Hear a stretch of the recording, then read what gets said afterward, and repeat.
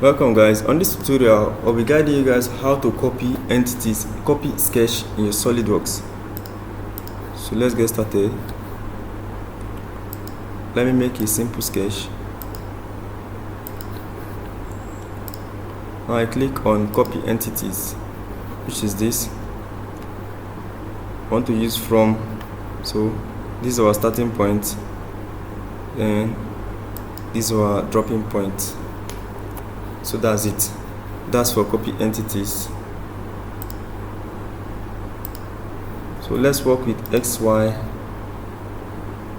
You can simply click here, click here, click here, here, and move it.